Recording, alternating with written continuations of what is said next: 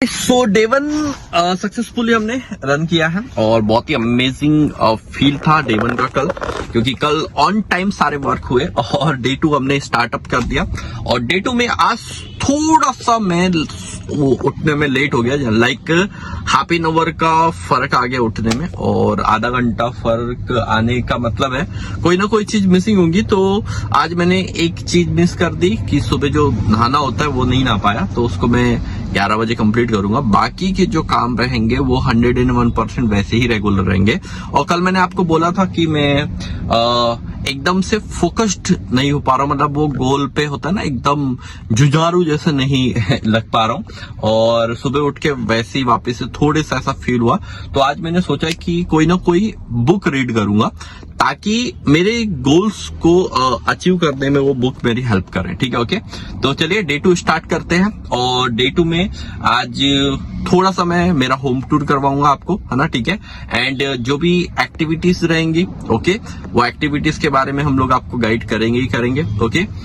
Then आज कोशिश करेंगे कि कल से ज्यादा अर्निंग्स हो। और कल मैंने ओनली फॉर खुद पे फोकस किया था, आज मैं खुद के साथ 2 से 3 लोगों पे और फोकस करने वाला हूं जो मेरे वर्किंग में मुझे सपोर्ट करे, एंड एक मिनिमम न्यू पर्सन मैं एड ऑन करने वाला हूं जिसको इनकम की नीड हो। ओके, सो अभी करीब आधा दिन निकल चुका है और आज बेसिकली मैंने मेरे वर्किंग से ज्यादा आगे की क्या प्लानिंग्स करनी है। जैसे मैंने आपको सुबह बताया था कि एक पर्सन मैं एड ऑन करने वाला हूँ, एक नहीं 2 पर्सन एड ऑन होंगे। और आज सुबह से प्लानिंग्स चल रही है कि कैसे इस वर्किंग को बढ़ाया जाए और कैसे वर्किंग को बढ़ा के फोकसली काम किया जाए, है ना, ठीक है। तो वो प्लानिंग ऑलरेडी ऑलमोस्ट कंप्लीट हो चुकी है। तो डे 2 भी बहुत अच्छा जा रहा है और बहुत ही अमेजिंग जा रहा है। और क्योंकि मैं आपको एक हेल्थ इंडस्ट्री में हूँ और नेटवर्क मार्केटिंग में हूँ, बट हेल्थ इंडस्ट्री में हूँ, तो हेल्थ इंडस्ट्री में क्या है कि आपको सेल्फ हेल्थ एजुकेशन होना भी बहुत ज्यादा जरूरी है ना।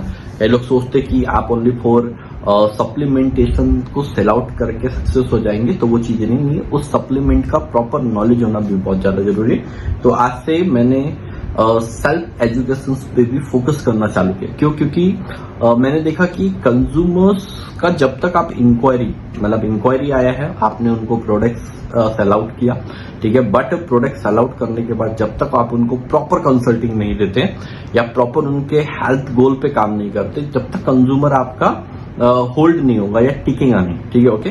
तो आपको सेल्फ एजुकेशन के बारे में भी नॉलेज रहना, मतलब हेल्थ एजुकेशन के बारे में भी नॉलेज रहना जरूरी है। जैसे कि मैं डेली बेसिस पे एजुकेशन पार्ट्स पहले भी करता था, और नॉलेज को अपने अपग्रेड किया है। तो आज जो नॉलेज ले रहा था मैं कॉन्स्टिपेशन के बारे में, तो आपको भी बता देता हूँ। आपको भी अगर ये करते हो तो आपको भी बेनिफिट्स मिल सकते हैं। जैसे कि बहुत सारे लोगों को आज कॉन्स्टिपेशन का प्रॉब्लम है, कब्ज का प्रॉब्लम है ना। तो 5 ऐसे तरीके मैंने सीखे जो आपको के कॉन्स्टिपेशन के प्रॉब्लम को नॉर्मलाइज कर सकते हैं, जिसमें आप सप्लीमेंटेशन तो है ही उसमें, पर आप नेचुरल सोर्सेस से भी बहुत सारी चीजें करते हैं। तो आपको एक बता रहा हूँ, ठीक है। जैसे कि आप मे बी अगर वेस्टर्न टॉयलेट यूज करते हो, है ना, ठीक है। मैं वेस्टर्न टॉयलेट सभी लोग आजकल यूज करते हैं। तो वेस्टर्न टॉयलेट जब हम यूज करते हैं तो 90 डिग्री में हमारा क्या बनता है, एक एंगल बनता है। और 90 डिग्री में जब एंगल बनता है तो हमारा जो स्ट्रेट मतलब आते हैं, है ना, ठीक है, ओके, है ना। तो हमारी जो आतों का जो निचला वाला हिस्सा रहता है, जिसे हम लोग रेक्टम बोलते हैं, तो रेक्टम क्या होता है, बैंड हो जाता है। तो वो क्या करता है, जब हम लोग स्टूल पास आउट करते हैं तो वो रेक्टम बैंड होने के कारण स्टूल पास आउट करने में फोर्स लगता है। और हमारा जो पहला सोर्स था, पहला जो वो था, वो इंडियन वाला टॉयलेट था। मैं ये नहीं बोलूंगा कि इंडियन टॉयलेट अपने घर पे लगा, बट अगर आप कोई भी पर्सन वेस्टर्न टॉयलेट यूज करते हो तो आप क्या कर सकते हो, उसमें एक स्टूल, है ना, एक प्लास्टिक का स्टूल नीचे रखिए, उस पे आप अपने पैर रखिए, फिर वेस्टर्न टॉयलेट में बैठिए। तो आपका क्या होगा, एक जो बैठने का तरीका जो 90 डिग्री था वो एक स्कॉट्स वाली पोजीशन में आ जाएगा। और स्कॉट्स वाली पोजीशन में जब आपका प्रोसेस होता है तो आपका जो रेक्टम है वो बाइंड नहीं होता। तो अगर आपको कॉन्स्टिपेशन का प्रॉब्लम या कब्ज बहुत ज्यादा हो रहा है तो आप ये एक तरीके से 10 to 20% कब्ज को अपना कॉन्स्टिपेशन की प्रॉब्लम को नॉर्मलाइज करते हैं। ठीक है, तो ये तो जस्ट एक हेल्थ एजुकेशन का पार्ट था जो हम लोग रेगुलर बेसिस पे सेशन में करते हैं। और क्योंकि आज ये प्लानिंग्स में ही 4-4:30 बज गए, तो अभी हमारी प्लानिंग कंप्लीट हुई है और अभी तक मैंने वर्किंग स्टार्ट ही नहीं किया। मतलब प्लानिंग किया, ऑब्वियसली बात है, लोगों को एड ऑन करने की प्लानिंग्स की, लोग अब एड ऑन होना चालू होंगे, तो वो भी एक वर्किंग का पार्ट है। पैकेजिंग हमने पूरा संभाला और आज पूरा टीम डिसाइडेड किया कि पैकेजिंग कौन संभालेगा, सोशल मीडिया कौन संभालेगा एंड मेरा काम क्या रहेगा, तो वो भी हमारे लिए काम ही हो गया। अब हम लोग अपने सेल्फ वर्किंग पे मूव ऑन होने वाले, तो मैं वही आज अभी तक, क्योंकि मेरा एक भी कॉल नहीं हुआ है, तो कोशिश करूंगा कि कम से कम 40 से 50 कॉल्स है ना मैं अभी अपना कंप्लीट करूं, और फिर नाइट में हम लोग पूरे डे को यूटिलाइज करेंगे कि आज का डे हमने कितना प्रॉफिट अर्न किया। ठीक है, okay. So okay guys, so day 2 and हो चुका है और अब टाइम है यूटिलाइज करने का अपने आप को। ठीक है, ओके। तो आज बात करेंगे, तो समथिंग आज मेरा ज्यादा कॉलिंग नहीं हो पाए क्योंकि मैंने आज ग्रुप और न्यू लोग और जो मेरे ओल्ड ग्रुप के लोग हैं उनसे बात करने में ज्यादा टाइम एक्सपेंड किया, क्योंकि जरूरी नहीं है कि इनकम अर्निंग करनी है तो आपको सेल्फ वर्क से ही इनकम आएंगी, आपके ग्रुप से भी आपको इनकम आती है। ठीक है, क्योंकि मैंने एक टाइम मैनेजमेंट एक बुक अभी स्टार्ट की है, तो उसमें पढ़ा था अपने टाइम को यूटिलाइज करना। ओके, तो अब मैं जितना काम मैं करना चाहता हूँ, मैं चाहता हूँ कि मेरे साथ कुछ लोग भी इसी वर्क में शामिल हो, तो ताकि हम ज्यादा से ज्यादा वर्किंग कर पाए और ज्यादा से ज्यादा इनकम जनरेट कर पाए।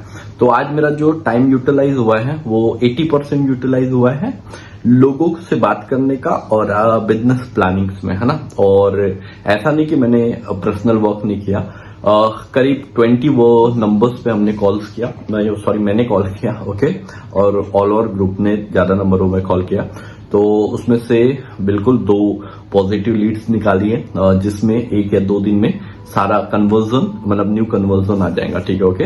और आज अर्ली मॉर्निंग ही एक कंज्यूमर कन्वर्ट भी हुआ है, तो बहुत अच्छा था। डे 2 भी फुल ऑफ एक्साइटमेंट भरा था और कुछ गलतियां डे 2 में भी हुई है, ऐसा नहीं कि डे 2 में गलतियां नहीं हुई है, कुछ गलतियां डे 2 में भी हुई है।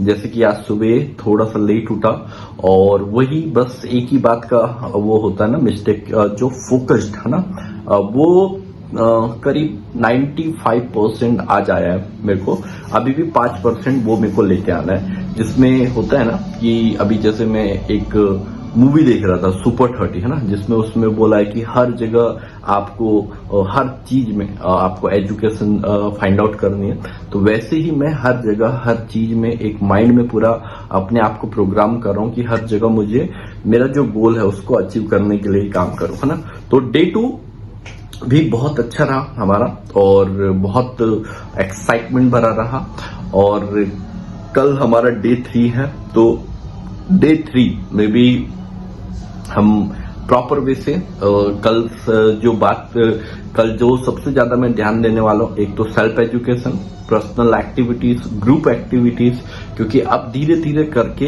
अभी जस्ट दूसरा ही दिन है, पर धीरे धीरे करके लोग एड ऑन होते जा रहे हैं और मुझे पता चलते जा रहा है कि मुझे अपने बिजनेस को डेवलप करने के लिए क्या क्या चीजें एड ऑन करनी है। तो जैसा आप सोचोगे वैसे ही बनोगे। और मैंने आज आपको एक हेल्थ का प्रैक्टिस भी बताया कॉन्स्टिपेशन के लिए, तो आप लोग ट्राई कीजिएगा और 1 वीक बाद मुझे कमेंट करके बताइएगा क्या रिलीफ मिलता है। और जिसको भी कॉन्स्टिपेशन का प्रॉब्लम है या कब्ज का प्रॉब्लम है, तो 5 ऐसे तरीके हैं जिसमें आप 21 डेज में अपने कब्ज को नॉर्मलाइज कर सकते हो या 50 to 70% हेल्प कर सकते हो।